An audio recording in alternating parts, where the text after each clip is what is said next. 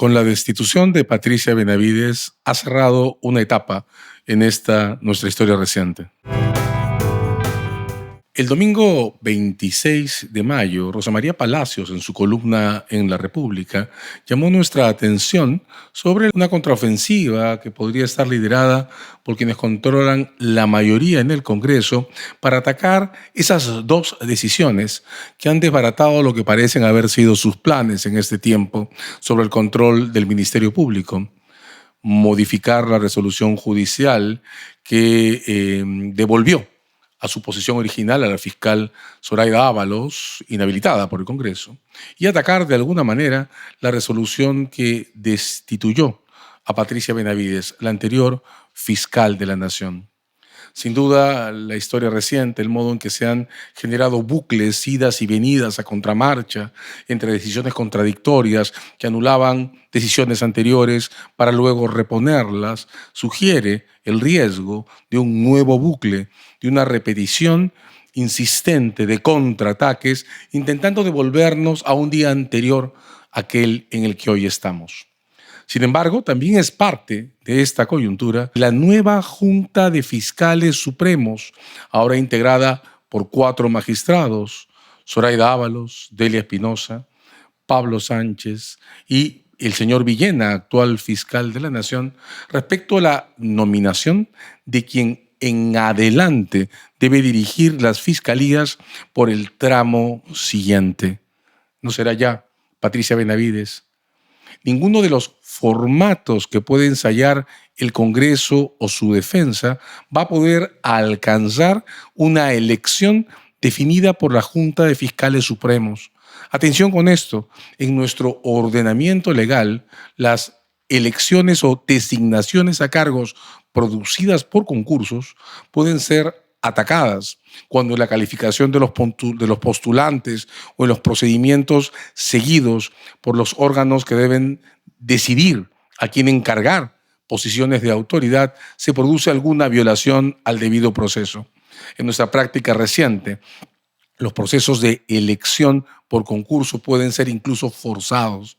Más allá del voto que ha tenido en esta última escena en la Junta Nacional de Justicia, la reposición del señor Falconi o su colocación como miembro de la Junta Nacional de Justicia se desprendió o fue resultado de una decisión del Tribunal Constitucional que desde varios puntos de vista puede verse forzada sobre las condiciones en las que el señor Falconi no había sido designado en el año 20 como miembro de la Junta Nacional de Justicia.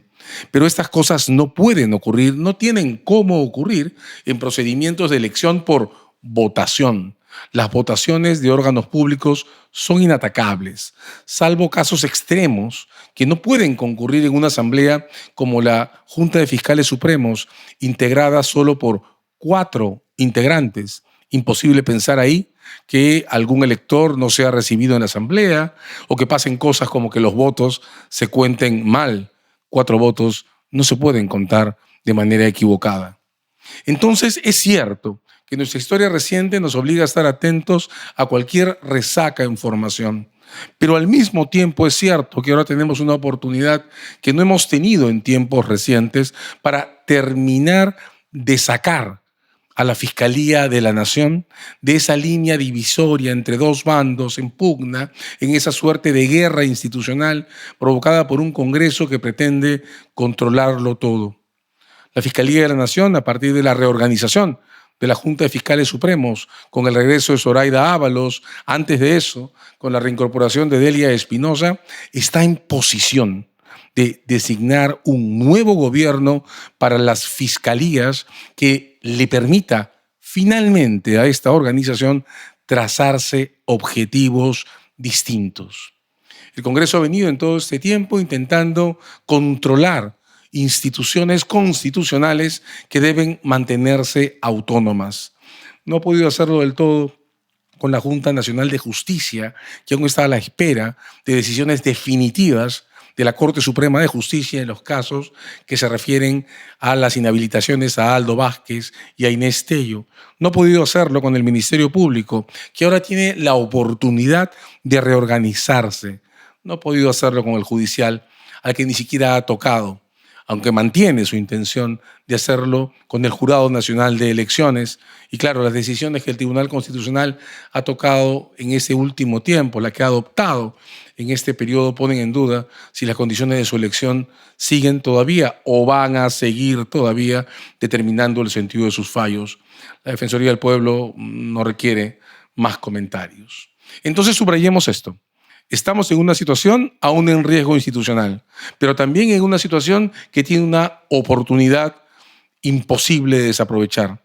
Las fiscalías pueden organizarse por sí mismas, pensando en la institución que representan y no en juegos de intereses mezquinos vinculados a protegerse individualmente o a proteger a sus familiares, que esa fue la decisión por la que la señora Patricia Benavides ha sido destituida. En el clima de equilibrio institucional al que ahora pueden entrar las fiscalías, hay sin duda muchísimas cosas que se pueden hacer. Quiero resaltar dos. La primera, es ahora posible terminar de adoptar, hacerlo de alguna manera, una política eficiente de relación de las fiscalías con la prensa, con los medios de comunicación. Es imposible negar, nos guste o no, que en tiempos recientes se han registrado numerosas ocasiones en las que determinadas actas, documentos sobre actividades de la Fiscalía o sobre declaraciones de delatores o resoluciones adoptadas se han filtrado a la prensa. En el conjunto de escenas que podemos imaginar o recordar, más allá de nuestras preferencias personales, existen algunas en las que queda más o menos claro que las filtraciones se han producido desde quienes tenían esos documentos o archivos en custodia con la finalidad de proteger investigaciones en curso de interferencias en proceso. El caso de las filtraciones a medios, de parte de las grabaciones que dieron origen al caso de los cuellos blancos, conforman la mejor evidencia. Filtraciones hechas para evitar interferencias que cancelen investigaciones en marcha. Sin embargo, al costado de ejemplos como este, tenemos también, lo repito, más allá de nuestras preferencias personales, numerosos casos en los que tiene sentido, de nuevo, nos guste o no, pensar que las filtraciones han tenido por objeto sostener relaciones de canje, información y noticias a cambio de respaldo público a determinadas autoridades. Esas sospechas deben desaparecer de nuestro medio. Y la forma de hacerlas desaparecer es aprovechar que ahora las fiscalías pueden ser gobernadas atendiendo a sus propias necesidades y en consecuencia es posible definir una política pública, transparente y debatida que de una vez por todas le ponga orden a la relación entre las fiscalías y los medios de comunicación. Porque los medios de comunicación necesitan y tienen derecho a acceder a información sensible sobre casos de interés público. Las fiscalías necesitan y tienen derecho a comunicar eventos que pueden ser necesarios hacer públicos para proteger, desarrollar o expandir sus investigaciones. Pero ese proceso de relación debe regularse en nuestro medio y regularse a través de instrumentos, procedimientos, maneras de hacer las cosas que despejen toda duda sobre preferencias subjetivas, sobre rivalidades o sobre ataques que no pueden atravesar una organización que ahora debe reestructurarse. Necesitamos una política objetiva de medios, una nueva Junta de Fiscales Supremos y una nueva Fiscalía de la Nación constituida a partir de un debate que deja en claro que este cargo no puede ser utilizado para respaldar preferencias ni necesidades personales ni familiares. Pero no solo necesitamos una política de medios. Hay un segundo aspecto en materia de políticas de persecución del delito, y la lista, por supuesto, podría proseguir, que requiere la intervención inmediata de la Junta de Fiscales Supremos y de la Fiscalía de la Nación. Desde hace 25 años, una de las críticas más importantes al sistema de justicia ha estado basada en su adscripción a capitales de provincias.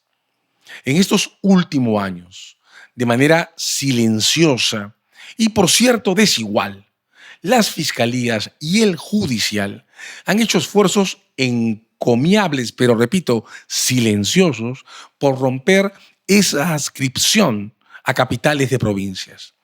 Hay muchas fiscalías y muchos juzgados que han salido de los edificios ceremoniales centrales que han estado desde antiguo instalados en las principales ciudades del país y se han asentado ahora en distritos o en conjuntos de distritos.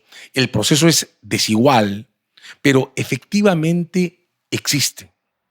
El gran defecto que tiene, la gran omisión en ambos organismos, es que esta expansión de las oficinas fiscales y judiciales no ha ido acompañada de una política objetiva de comunicación comunitaria. A pesar del enorme esfuerzo desplegado por expandir la cobertura demográfica de las fiscalías y los juzgados, nosotros, los ciudadanos y las ciudadanas, sabemos poco acerca de la identidad de los fiscales y jueces que son ahora competentes más cerca de donde vivimos para resolver las principales controversias que nos afectan, que no son solo las controversias penales. Me refiero a controversias sobre alimentos, protección de mujeres, protección de niños, protección de ancianos, reparaciones de daños, órdenes que obliguen a las personas a cumplir las obligaciones y deberes que tienen. Ahora estamos más cerca que hace 25 años de tener autoridades judiciales y fiscales a nuestra disposición. Pero mientras no les conozcamos, mientras las fiscalías y el judicial no desarrollen políticas objetivas de aproximación de las fiscalías y los jueces, de los y las fiscales, de los y las juezas a la ciudadanía, pues la justicia no va a tener rostro. Sin rostro, es imposible tejer una malla de relaciones constructivas que nos permita sentirnos protegidos y protegidas.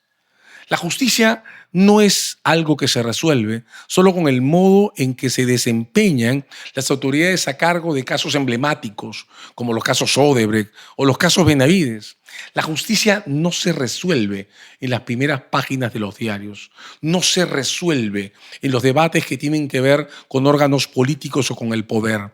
La justicia solo se instala propiamente cuando se convierte en una referencia práctica para tomar decisiones en nuestra vida cotidiana. La justicia solo estará instalada entre nosotros cuando todos y todas sepamos que en los lugares en que vivimos, además de un alcalde, un cuerpo de serenazgo y una comisaría, hay un juez y un fiscal que pueden intervenir en esos asuntos graves que marcan nuestra trayectoria vital. La justicia solo va a ser tal cuando antes de golpear a alguien, un agresor, piensa que un fiscal puede intervenirle y un juez condenarle y puede imaginar sus rostros. La justicia requiere que podamos ver a un juez o a un fiscal en la cola de la panadería, en la bodega en la que hacemos nuestras compras, en la iglesia a la que van quienes tienen una confesión religiosa. La justicia necesita rostro.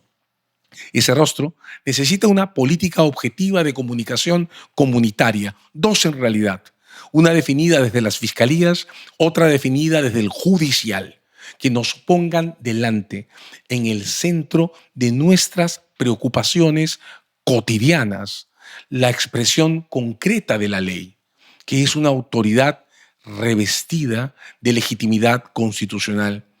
Un fiscal, un juez, están cerca ahora de nuestros distritos, pero no les conocemos. Si el equilibrio institucional que se puede abrir en este capítulo a partir de la separación de la señora Benavides de la Fiscalía de la Nación es tal, pues entonces es el momento de empezar a pensar en organizaciones capaces de definir políticas públicas que le den rostro a sus personajes como autoridades frente a los y las ciudadanas. Eso no hemos podido hacerlo en una fiscalía o en el marco de una fiscalía gobernada por intereses personales y familiares. Esa no fue la tarea a la que se abocó la señora Benavides. Y sin embargo, es el mandato que tiene un o una fiscal de la nación. La Junta de Fiscales Supremos debe llamar a elecciones para establecer una nueva Fiscalía de la Nación. Sea que se ratifique al señor Villena, que ahora tiene el puesto como encargado, o que se nombre a la señora Espinosa, que regresó al Ministerio Público en el medio de la crisis, llamada luego de la suspensión a la fiscal Benavides, el Ministerio Público tiene una oportunidad impensable para recuperar espacios institucionales que pueden contribuir al proceso de formar ciudadanía desde nuestra vida diaria y desde nuestra propia interacción con la ley. La justicia, repito, no depende solo del modo en que se desenvuelven los casos emblemáticos. Depende también de la capacidad de las autoridades por instalar en nuestra vida diaria el rostro de autoridades que nos ayuden a vivir en referencia a la vigencia de la ley.